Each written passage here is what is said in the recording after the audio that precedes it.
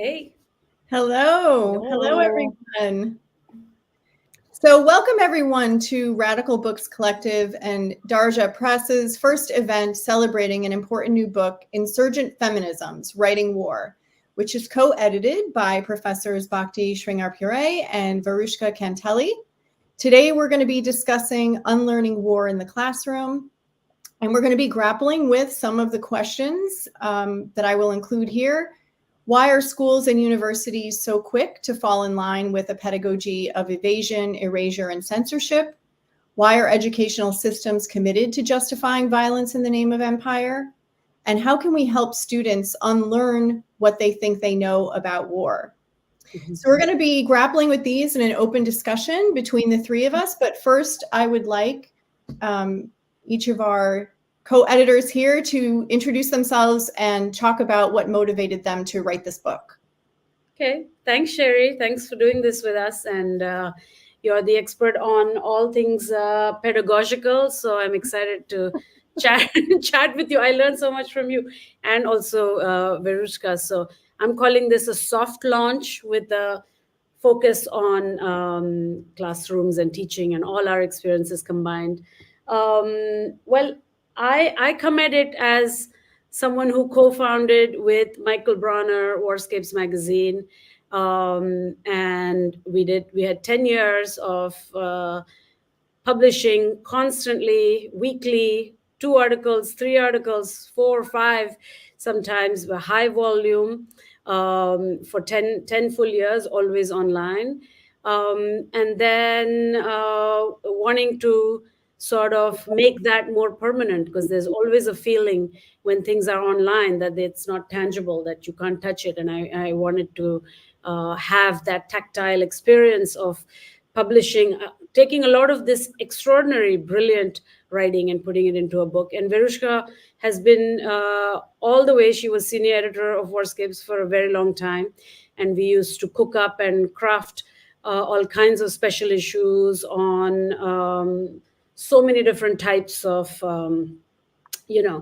ways in which war does not get discussed. As we titled this thing together, we called it Unlearning War in the Classroom. But in general, Warscapes has been an unlearning war type of project, because it's really not about masculine combat.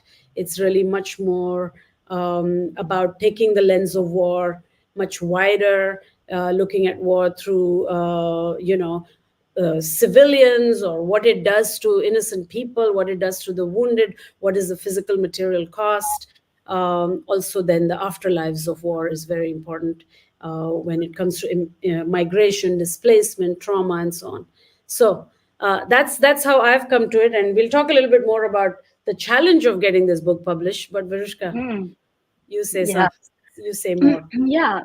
So the story of this group effort has kind of long roots for me, of long roots of collaboration, and roots, are all about our cover as well. And today will become central to the kind of themes that we touch on insurgent feminism.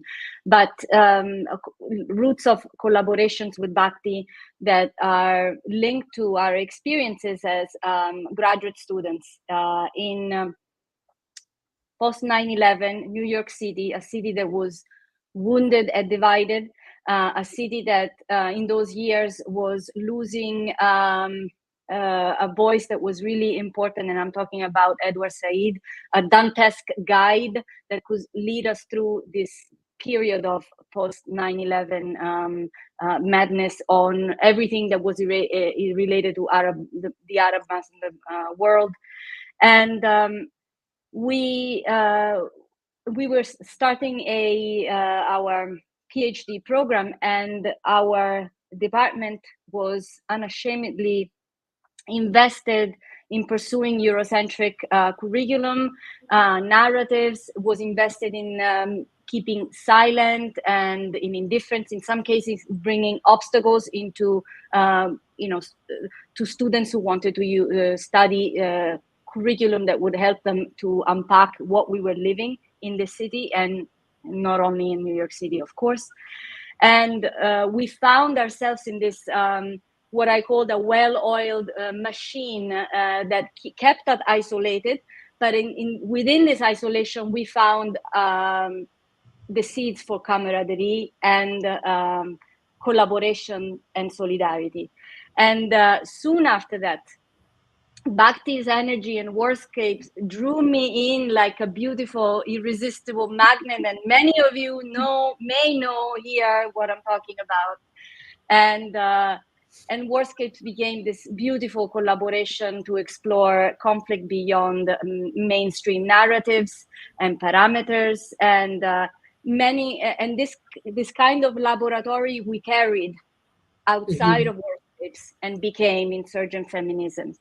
And I want to say that, beyond obviously the incredible value and importance of the stories, the aesthetic importance also of these stories and the writing, we have here in this book a collection, a network of activists and writers that we have established. And of course, all of this work could not have happened without the works of other writers and thinkers who have done this kind of work before us. So we stand on their shoulders as well.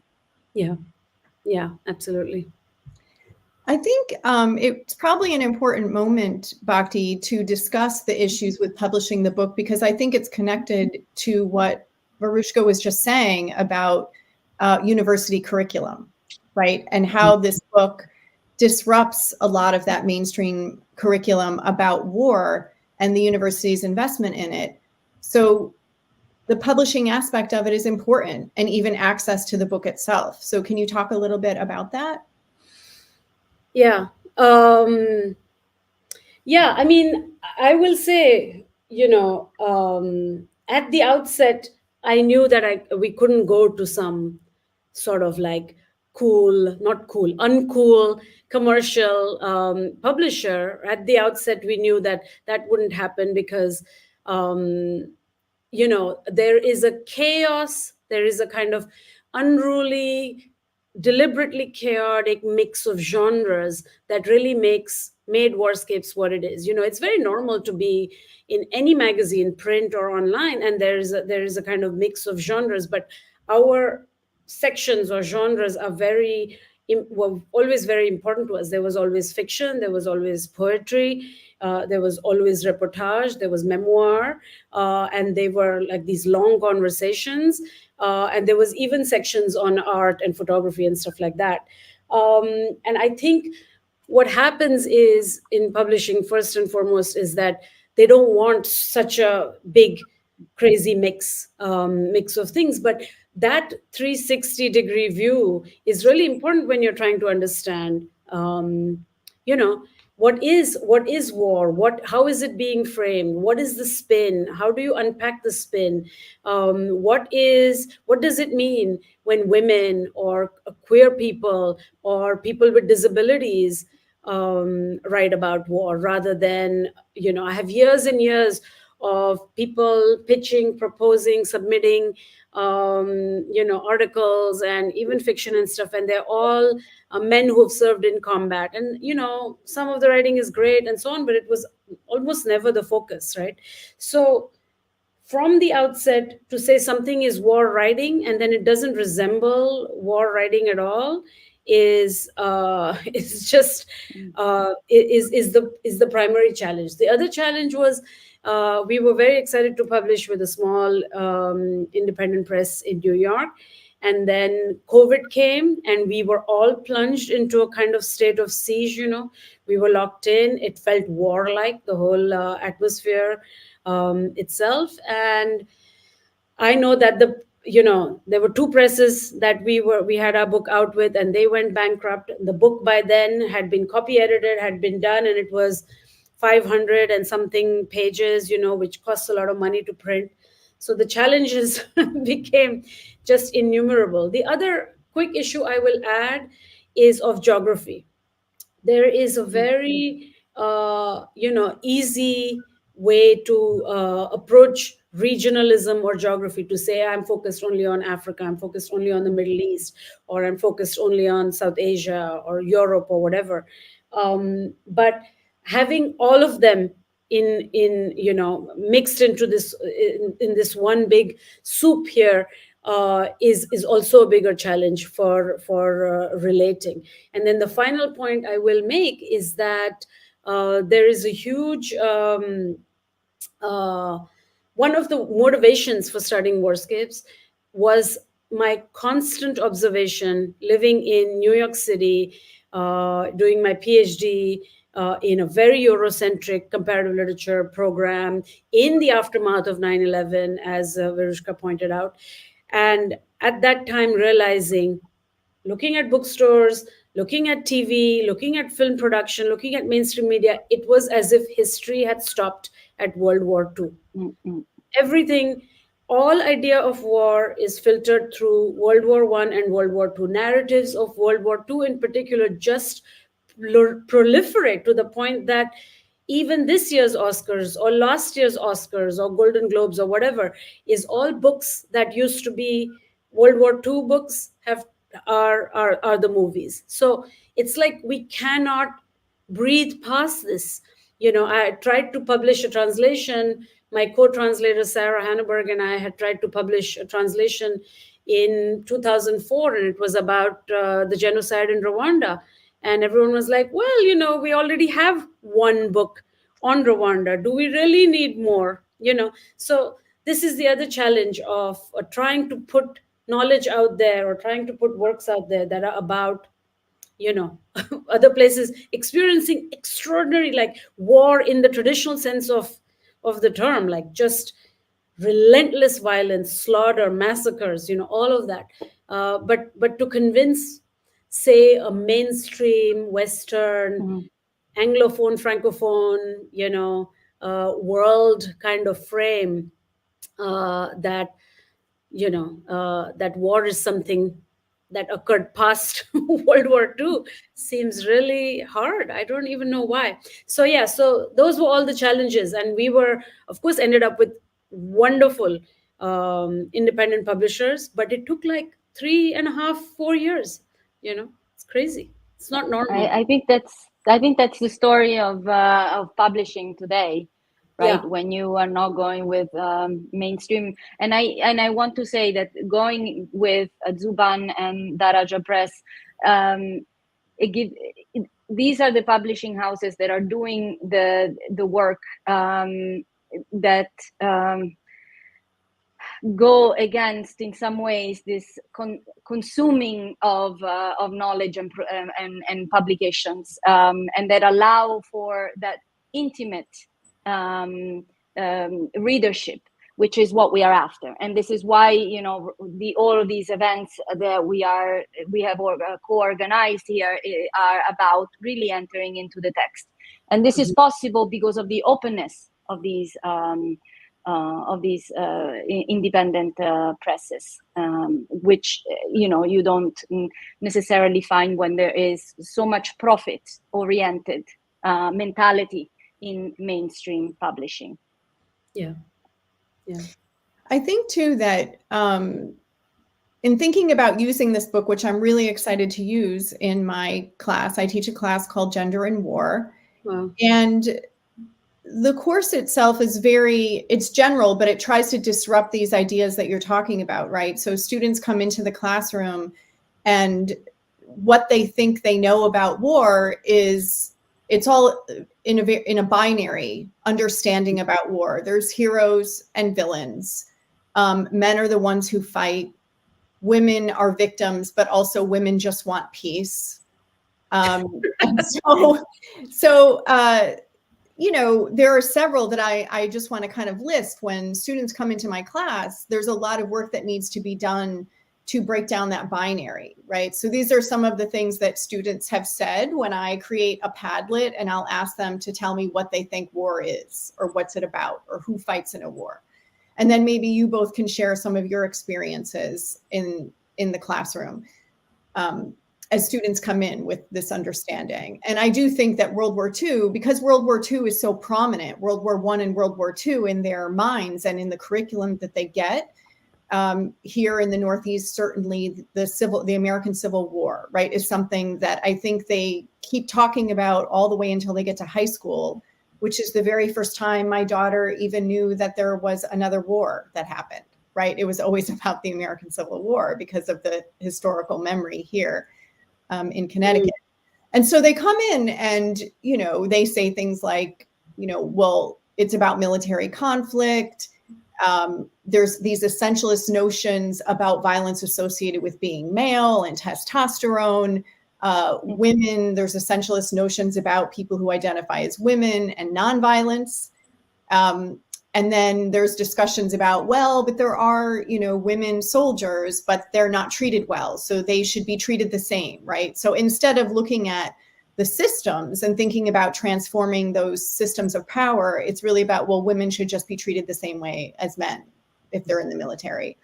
At a PWI, you know, primarily white institutions, in my limited experience, many students think war has not affected them because they live in the US, right? Because they're Americans.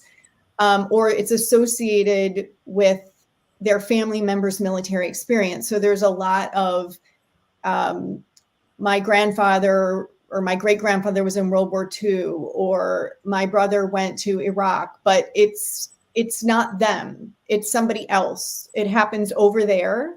They don't have to deal with it. They think about war as entertainment, something they watch in a movie theater, stream on a device, a TV show, play in a video game, and that war is over when the military withdraws from the area. Which I think, you know, when you're trying to engage students to think beyond these binaries, how do we disrupt these hegemonic forms of knowledge about war in the classroom? This is where you have to start. And it takes a long time for them to break these apart or to understand where they're coming from. You know, why are they always thinking in a binary? You know, who's feeding them that information? Yeah. You want to go, Verushka? Yeah. So I know what you mean with those binaries and that baggage of, you know, kind of knowledge or expectations or, you know, world that the students bring into the class. I think first of all, the stories of the villain and heroes and winners and losers is in part, I think, one that helps a system also feed into a higher educational system that is always focusing, if we take the language of higher education, on success. And so even aspects related to subjects such as war have in some ways embedded in them some stories of success and heroes, etc. But in particular, I have to say that one of the obstacles and the baggage that I see that comes into the classroom is one linked to the inevitability of clashes, as if a clash is somehow a clash between, you know, people, territories, groups or individuals is something inevitable, and it is something part of human nature. And so when you get to this level, you get to a level where you feel that you somehow there's no way to go beyond it, right? Because the students bring it into a level of inevitability and human nature, so there's no way of going forward. And I think that trying to make them understand that the discourse on clashes is one that we see produced and reproduced constantly. That wants to make clashes hegemonic. It's an hegemonic, basically, discourse where we, you know, we see it as part of everyday life. That, you know, it's something very dangerous, and that they need to go beyond it. And you know, I think one of the ways in which we are trying to break free from this concept of clashes is by seeing the human experience of war.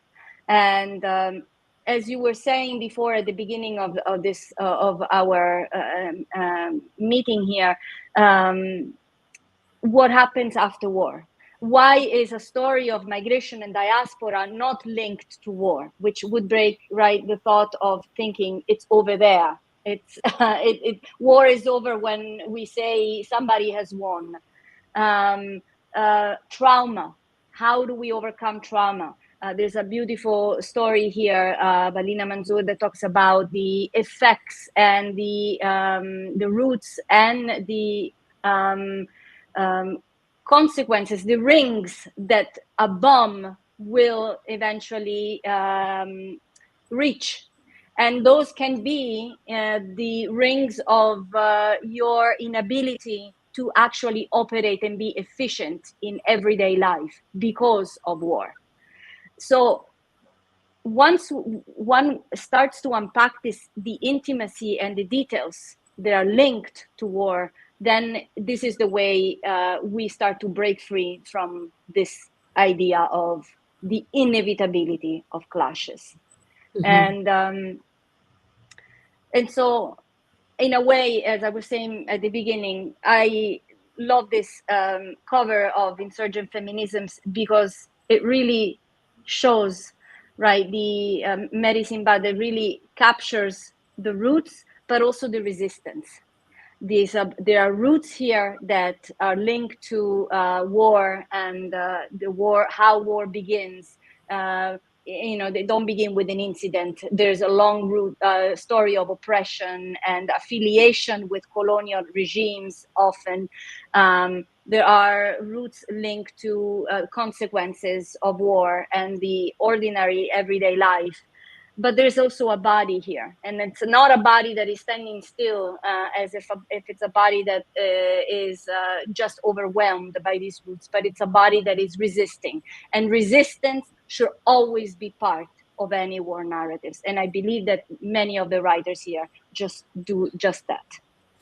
Yeah, that's a hard one to follow here, but yeah. I mean, I think one of the things I want to say that we are at a very particular moment today, right now, like this hour, because I'm coming at it as a post 9/11. I was part of all this, protest and talking back, resisting wars in Iraq, wars in Afghanistan. So much of the motivation to have started Warscapes and the people we published was trying to generate knowledge about places that are outside of Europe and US, and to expand the understanding of war on women's bodies, or the war on the homeless, or like all those kinds of the war on racialized oppressed people. So to kind of expand that word to contain a sort of state sanctioned violence on on so many types of people.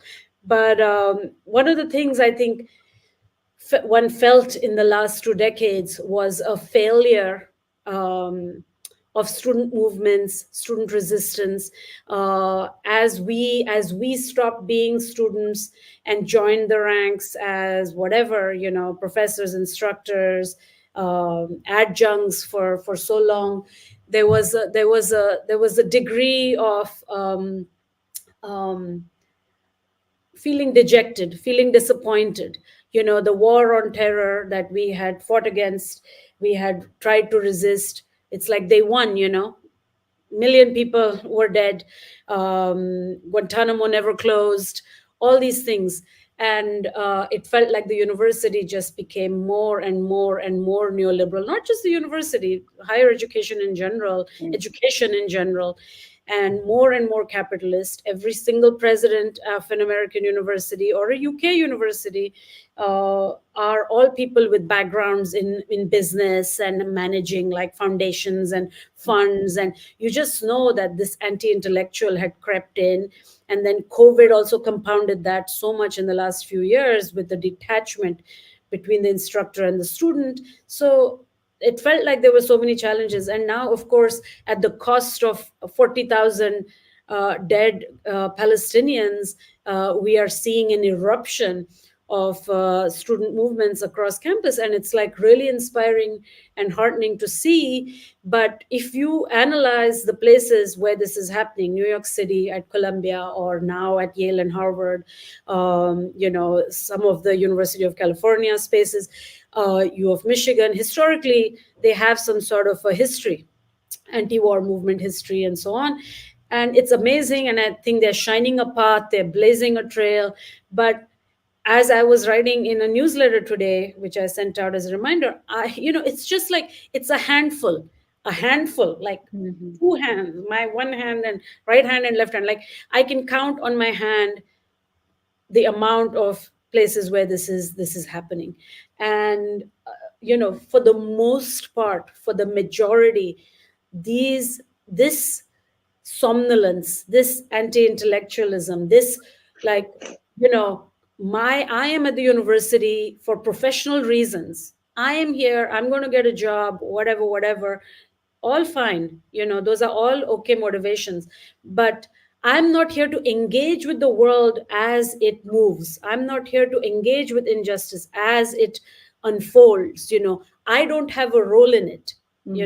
This seems to be the general sense. And I remember back in 2003, where they were about to invade Iraq, and I was an adjunct, and I was teaching at Baruch College, which is a business, all business majors.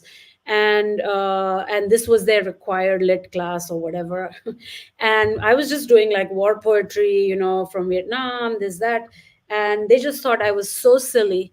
And they just thought, I don't get it, like the economic benefits of a war are so important.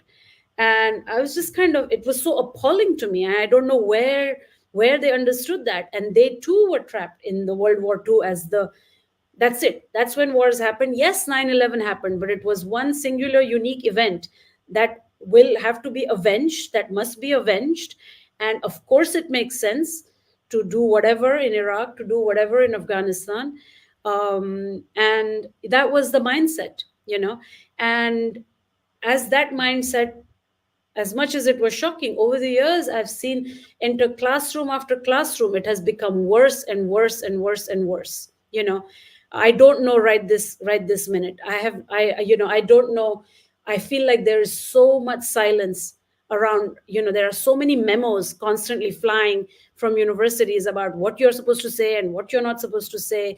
And the crackdowns are so intense and the censorship is so intense. Like, silence seems to be the norm. And the few people that are going on about Palestine, or actually trying to say this is not a war, this is genocide, this is slaughter, all the list of the New York Times list of words they said not to use, people that are using the words are suffering all kinds of consequences, right? So we are in a very particular moment, and I have totally lost my thought as to where we were going to go. But I think the point being, we enter these classrooms, and what's really important is the word unlearning, because everybody comes with such clear views on what they believe something is. Nobody is in it to actually learn. Sometimes I feel nobody comes to learn.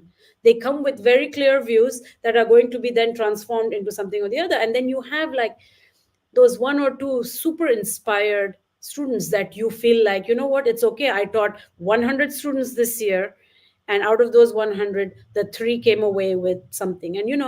And that's beautiful and so on. But in general, it feels like one comes with a very prepackaged notion, even in these classrooms. And binaries is, of course, one part of it, but an obsession with combat, an obsession with, as Virushka said, it's human nature to have clashes. It's normal. Religious tension is normal. And it's like everything is not religious tension. The Middle East is not a religious war. But, so there's a ton of various things. And then the absolute final thing, and I've been guilty of this in the past, is to teach of colonialism as if it's in the past. We are talking about Americans and Europeans for whom, say, World War II was the last frontier of thinking about war. But the truth is, if you ask me, what are the dates I have learned growing up in India? What are the historical timelines that I know best? Only the European ones, because colonial education has just destroyed destroyed everything. This is why we are here we are. And colonialism is now, it's ongoing. We live in settler colonial lands. We see the violence, we see the erasures, not we see, but we can, once we learn about them, we observe them everywhere. And I think to make people know that you're living in an active moment of war is the hardest, because you can go into an air conditioned supermarket or whatever and drive your car or whatever and feel like nothing tangible is occurring. So I think that there's like that's like one of 2000 challenges of coming into a classroom, and these many hurdles one has to cross. I'll stop. I think, no, thank you for that, Bhakti, because it made me think about, one of the other challenges, and I think that university classrooms really need to focus on helping students have difficult conversations. I mean, I teach in women's gender and sexuality studies. And so students who come into a WGSS classroom, if it's not a large lecture, like if it's a smaller elective that they, choose to take, the majors and minors, because our units are built out of student protests, right? Like those units like WGSS, Africana Studies, Asian American Studies, Latin American Studies, they exist because of student protests. So those students who come into those spaces expect to have conversations that are different from a conversation they might have in their history survey course, or maybe a freshman or a first year writing course, right? Like that's really not the expectation, maybe, even though that's not to say those conversations don't happen in those spaces, depending on who the instructor is, or the curriculum. But what I've noticed is a shift. You're talking about student protest. I think there is a lot of fear amongst student, faculty, staff to share views and opinions about ongoing wars or U.S. intervention overseas that, has been ongoing and still existing in a pursuit of a settler colonial project. But I've noticed that since COVID, I think students have really disengaged from material, even in WGSS. And so when in this gender and war class, a lot of what I focused on was students expressing why they were afraid to have an opinion, or, and what comes out is, I don't want to offend anybody. I don't know who's sitting in the room, right? Like there's this fear about like, well, we can't have a conversation because I may say something wrong, or I may say something that makes somebody else upset, or something's going to disrupt into, a conflict that then we can't, like, how do we recover from this? And then the classroom does not become, a safe or a brave space. And what I learned from a lot of the students in this past semester was I had a lot of Muslim students in my class, no Palestinian students, but a lot of Muslim students in this class. And they said that part of the problem, what you were speaking to, Bhakti, is that they take a lot of courses and there is no representation of Muslim experiences, regardless of where their families are from or whether, they were born here. And so having that in the space in and of itself, which your book does so beautifully, right, is having representation from places and from people that they're not used to seeing, gives them the opportunity to talk about their own experiences. And I think, the storytelling and the archiving of stories that is not an official state history is so important. And they need to learn that. So like when you can deal with desensitization and dehumanization of human beings in other places that you might not know, when you have stories like you have in Insurgent Feminisms, where students would read some of these stories like on the Warscapes website, right? Because I assigned that. And the pain that students were able to express after reading these personal stories that they felt that they could relate to more, because they're not soldiers or they're not in the military, or it's not an official state sanctioned history of a war. that opens up opportunities for students to have those conversations. And I think they need to be able to have those conversations in order to decide, well, what do I think about what's happening and what should I do about it? Right? How do we organize together? You know, how do we come together? Because right now there's this like I guess disconnect or cognitive dissonance, right? Related to what's going on in the world. Yeah. Yeah. And I just want to not pathologize, of course, students. I mean, this is the young people. I mean, the problem is, of course, educators. You know, the problem is administrators, and the problem is curricula, and the problem is, you know, all the pressures on us all as instructors to do X or do Y and do it a certain way, and, you know, things like that, or the framing of courses, or whatever we choose to put on the syllabi, you know, things like that. The problem is us, and it is literally a sacred duty one needs to take very seriously. You know, I mean, part of the conversation we're trying to have is, why do educators fall so quickly in line with empire and violence? You know, it's like, then we have to go back to their educators, and on, you know, the journey continues. Sorry, go ahead, Varushka.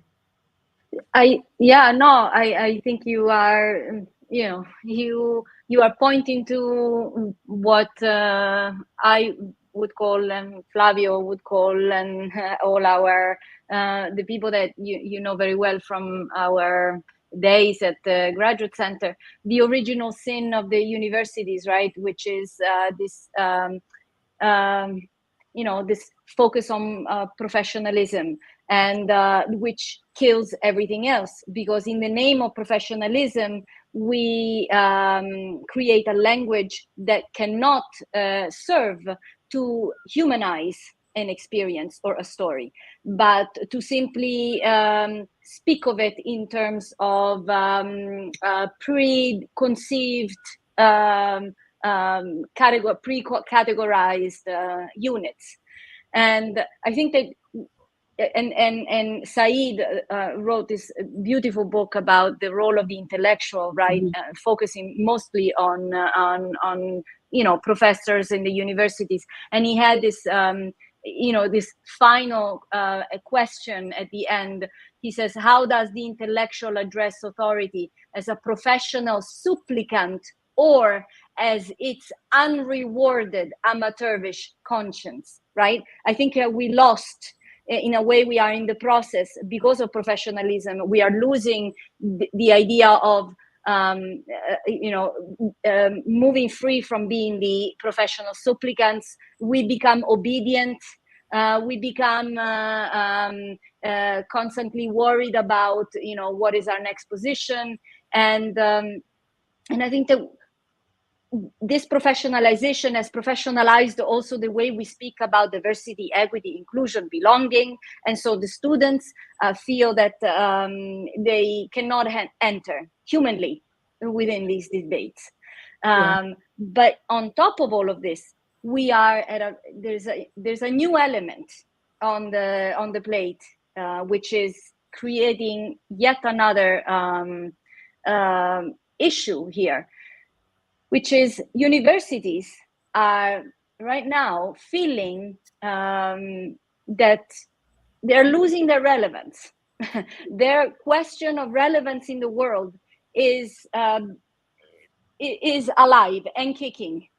We have a lower number of people, of students who are actually valuing a university degree, especially a university degree that is so expensive. And when I'm talking about the reality of almost not all, but many universities in this country, and within this, there's a need to even professionalize even more, because then you create this pocket, a pocket that can, you know, that presents itself, that markets itself in a way to attract students. Students feel completely entrapped in this debt, in this pact, And this creates a huge problem, and it's a problem of language. It's a problem of the way we relate to each other. It's a problem of the way we need to teach. It's the cut in the courses of the humanities that would offer the reading of a book like this one. It's all very much connected. Absolutely. And now there's the whole all this thing with the artificial intelligence. It's like how, you can be an English major and you could totally get jobs in AI. You could, I remember a few years ago, digital humanities, like you could get jobs writing for video games. You could get jobs, and it's just like, oh my God, it's just like we can't keep moving along with this.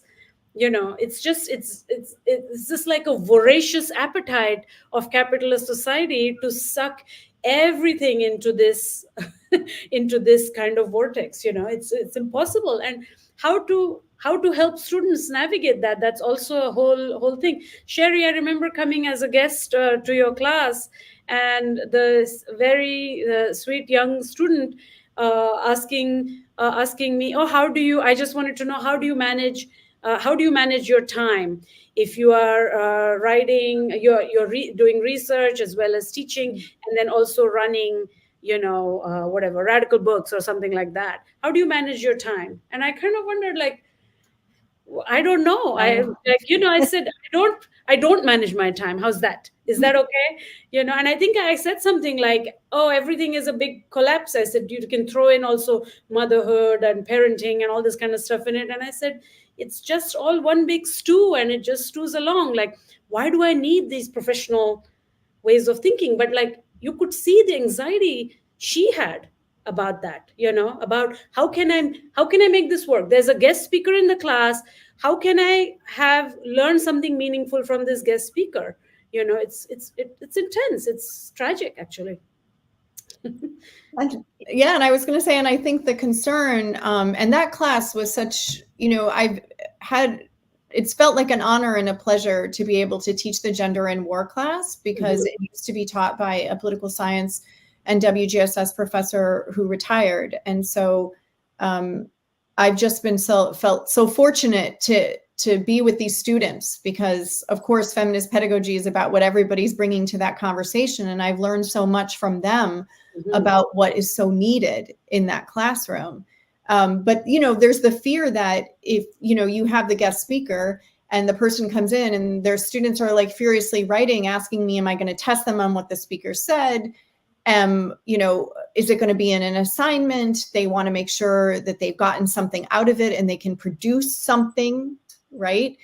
To get that grade. And this speaks to what you're both saying about professionalization and where students' focus is about their grades and the certificate, their degree, right? The certificate that they're, and now with, legislation coming that you're not going to be able to take out student loan amounts dependent on what major you choose, right? So if you go into STEM fields, then you'll be able to take out more money than if you're going to go into the humanities or the social sciences. Wow.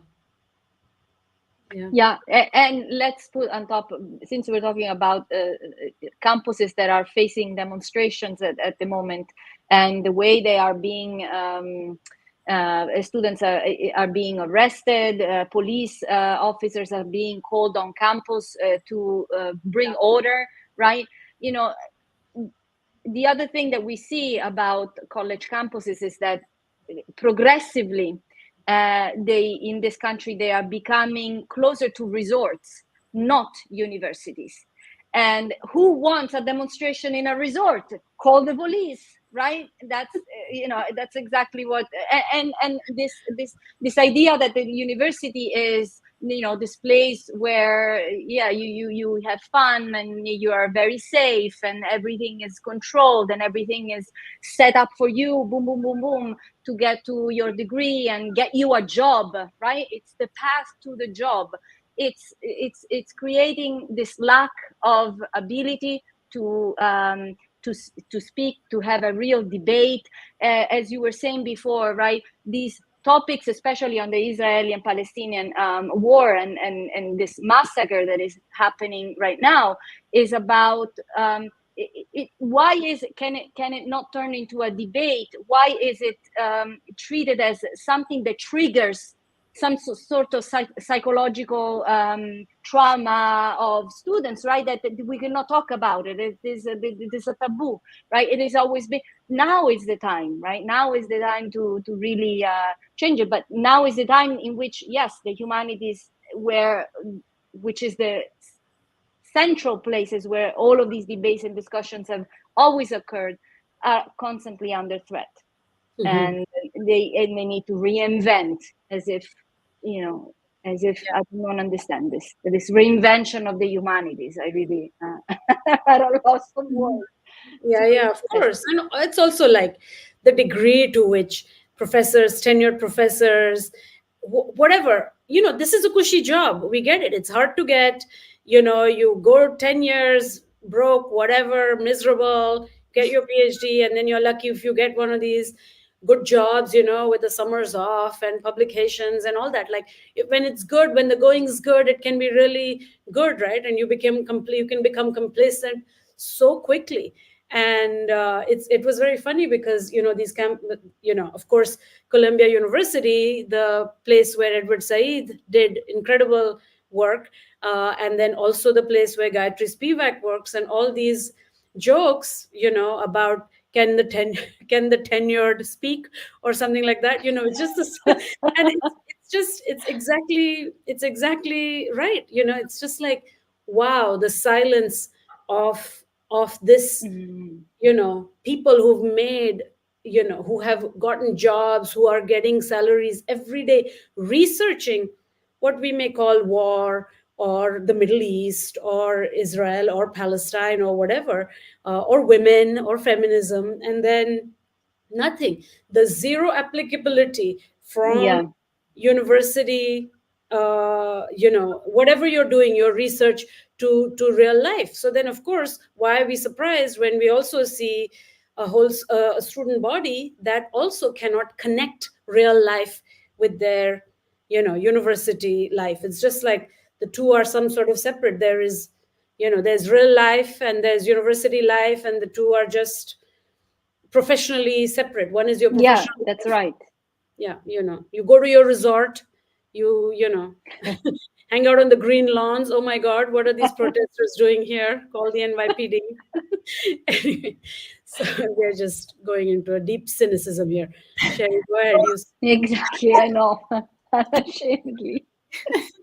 I do think, though, that if we're thinking about, and this is something that you're both talking about in terms of the direction that university education is going, and a lot of the fears that we who work in the humanities and the social sciences have, is these are future generations. These students are future generations who will have to figure out, who will be heads of state, who will work in nonprofits, who will work, as lawyers and doctors and all kinds of things. And how can they resolve conflict? Like, these are the people that we will be depending on to have constructive conversations, to think about how to resolve conflicts or how to transform society or dismantle systems of power that oppress, marginalize, and execute people, right?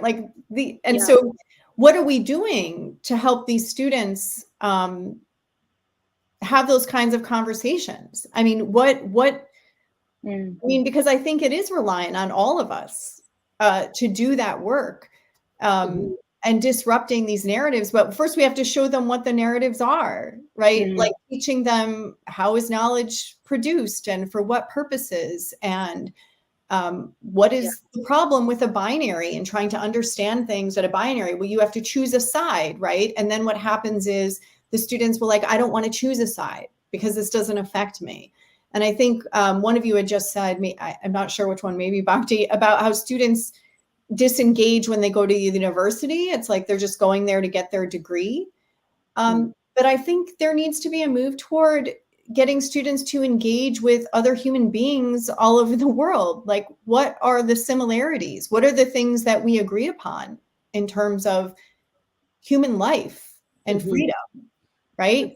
And so, a lot of what Insurgent Feminisms does is these stories have several topics, right, that students don't really get to engage with in terms of what is happening right now in the world: disability, intergenerational trauma, forced migration, the diaspora, food insecurity, disruption of family and romantic relationships, what happens to, LGBTQ people and in sites of conflict, right, as they try to cross borders.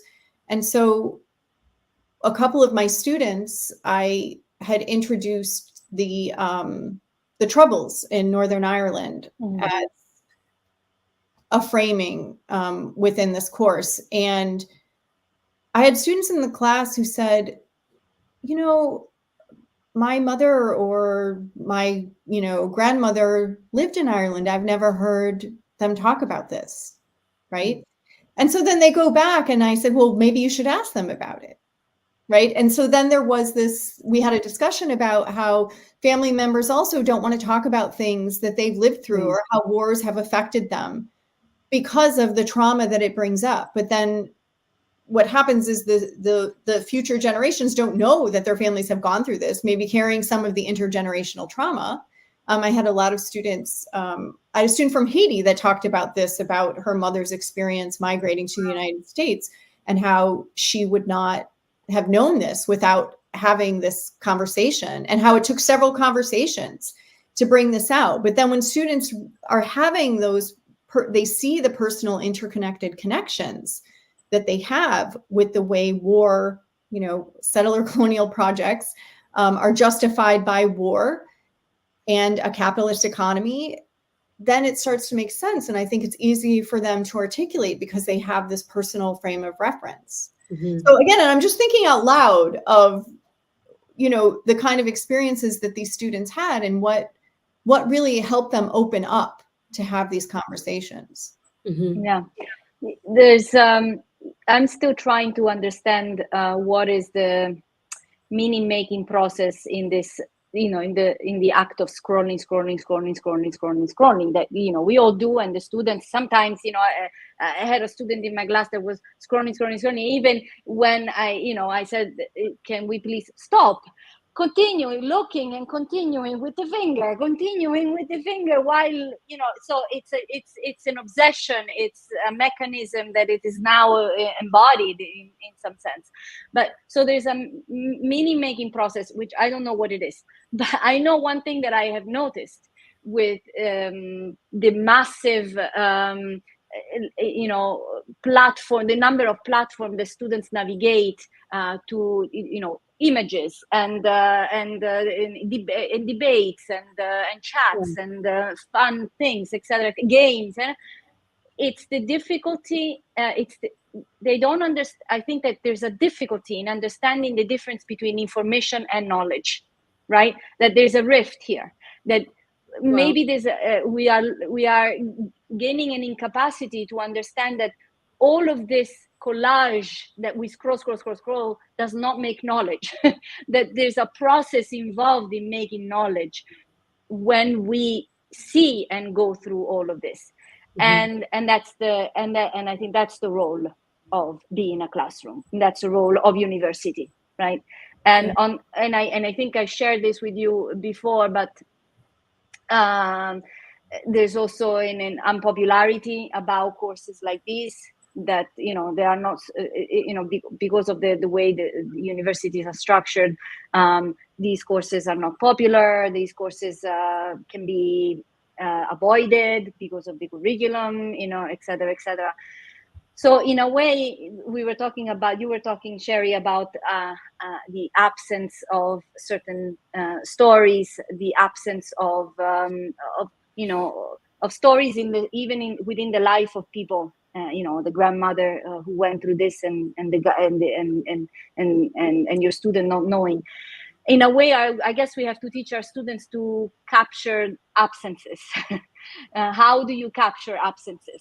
And in this, going back in circle with Warscapes, Bhakti and I featured the work of Gustavo Germano, who is an Argentinian artist in 2000, and we featured his work on Warscapes in 2000, came out with this sets of photographs called ausencia, which is absence. And the beautiful work was taking the photographs of desaparecidos, people who disappeared in Argentina and Brazil when they were children in a location, or when they were even adults, but in a set location before they disappeared. And then he went back as a photographer to photograph the places in the exact same location with different lighting, but in absence of them.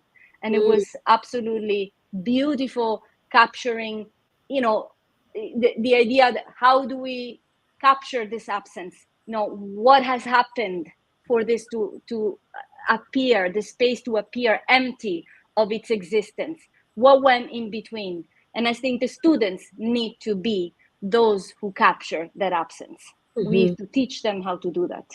Yeah, absolutely. I think both of you are pointing to the role of mediation or critical thinking or whatever you want to call it, and I can take it two steps further to say, like, we cannot do any of this work without thinking about feminist pedagogy, however jargonish or complicated that may sound. I think Sherry knows it intrinsically what feminist pedagogy means, which is this sort of back and forth between the student and the instructor, and generating a space of intimacy, openness, and learning from one another. And then the one that's important to me, which is a sort of decolonial pedagogy, the clear notion that we live in a settler colonial present, that colonialism is not post-colonial or whatever, or neo. It's just like it is. We are here in this exact moment, and everything we receive is a heritage of a kind of colonial education, colonial frameworks, and we are the direct inheritors of colonial legacies, and that we are constantly living it, speaking it, all those things, and how to kind of unpack. I mean, what's not written, talking of absences, what's not in a history book, what's not written, what's the history that's not taught. And it's the old cliche that history is always about the victors and stuff like that, but we are seeing it right now. I have a 10-year-old who has classmates who say it's crazy that Gaza is bombing Israel so much, and it's just like, where do you hear this? How do you hear this? How is this narrative perpetrated? And her being completely brainwashed into a totally different thing by me, and I'm proud of that, saying no, that's simply not true. And it's incredible, this idea of empire as vital, that you must be on the side of the victor. It's always shocking to me how little at the core our society cares about the oppressed. We can speak of all this DEI language and all that. It's completely meaningless, of course, as we know it, when it enters the space of administration and managing multiculturalism and managing diversity and all that kind of stuff. But what kills me at the core is how little we as a society care, and how much we want the victor to keep having victories, how much we want empire and to be on the side of empire, to be on the side of the winner, how much our deep desire is to oppress and not care about the oppressor. Like, there's something fundamentally so broken, in that. And there's only a handful in the end. It's such a tiny minority of people who are pushing to look from the view of the marginalized, to look from the view of the oppressed. And I don't know if I'm sound crazy or something, but I really feel there is some sort of immense gap in humanity. For a while we were calling it selective humanity. It's like, why are 14,000 children massacred in Gaza? Horrific pictures coming every single day on our phones and TVs or whatever, not causing any reaction, oh, it's selective empathy, they don't look like us or whatever. I don't think it's selective empathy. I really do think there's just, we just exist. There is a general majority sentiment that wants to be on the side of empire. Certainly profit-minded universities and institutions, 100%, we know that. But also we have to investigate within us, like there's some kind of missing chip or something there. It's very strange to see how the news has been spinning the story of the victors or whatever, of the powerful again and again. Under the name of neutrality or objectivity. Yes, of course. Yeah. I think it's just really what I've gotten out of this conversation, and I'm so grateful to have been part of it, is that we really need to help each other and help our students figure out how to navigate these systems and to be able to ask questions and to be critical so that they can come up with the answers, right? What are the answers? What are the ways in which peace is made and sustained? Peace is hard work, but where are the conversations about that, right? Yeah. And of course, I'm always reminded by the Kwame Ture clip, that goes around on Instagram, where he says there's a difference between peace and freedom or liberation. And it's like, yes, there can be peace, but that doesn't mean there's freedom. Peace is he then also says peace is a white man's word. And we can debate that. I mean, I think it's maybe too far, but the truth is one can have a bit of peace, but without freedom, then what is there?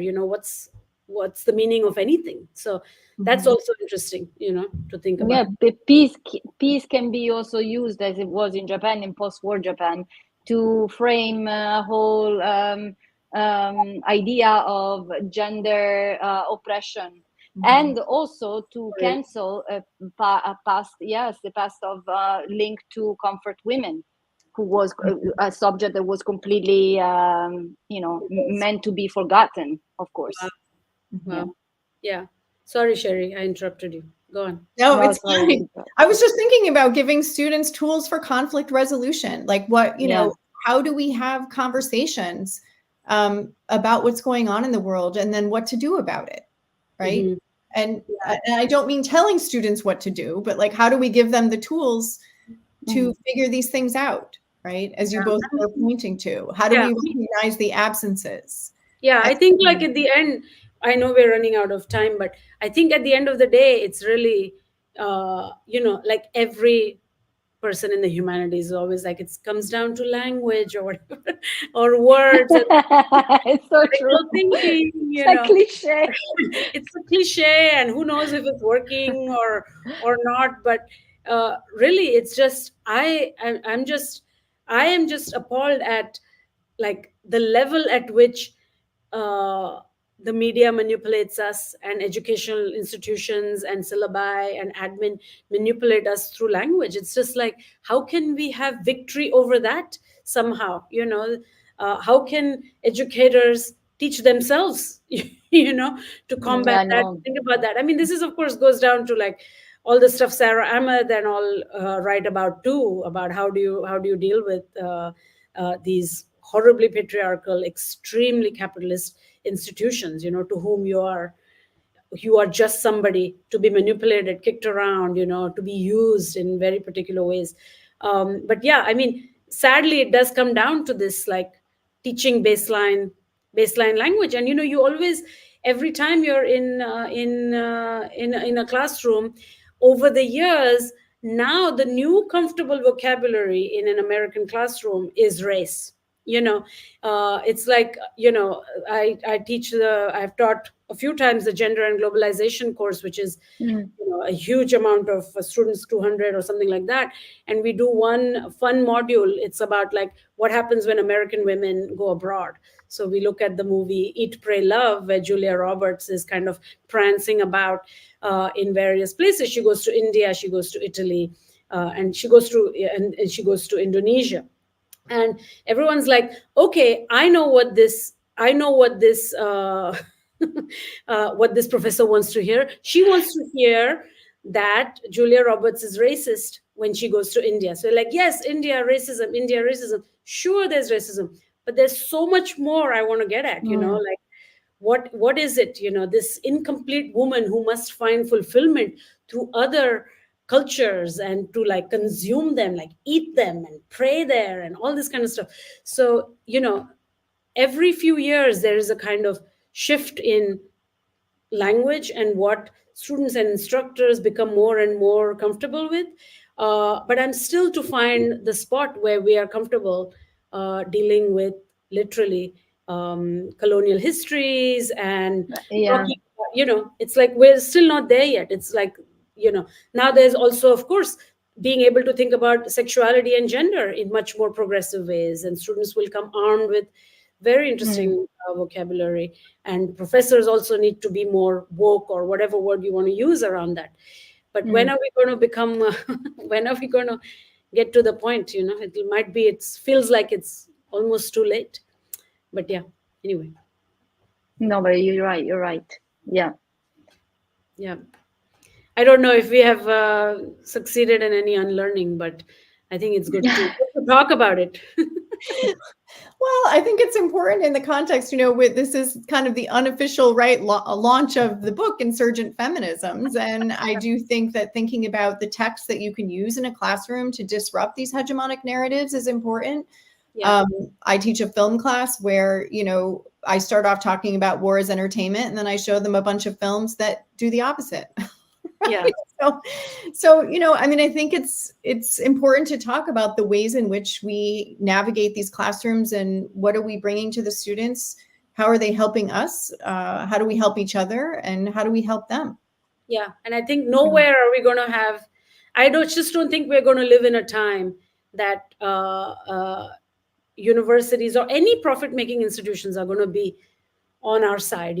So I think one of the first things we all need to do as instructors is to learn how to cope with that constant pressure, where your way of doing your work is constantly there's an attempt to silence it, erase it, and so on. And like, that's like the first step, and then one can move towards towards the students.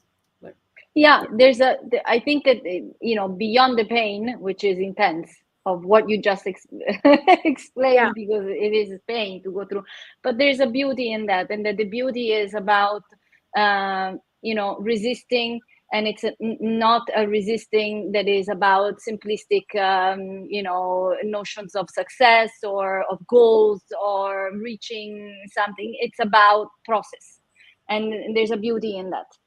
And and that's beauty also means integrity, and it means all of these things. And I think that students know when these kind of qualities are being transferred in a classroom.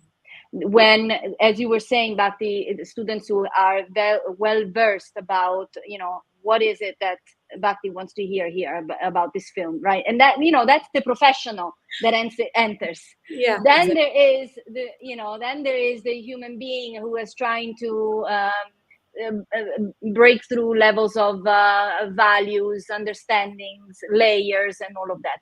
And that's what we need to try to allow to emerge. Yeah.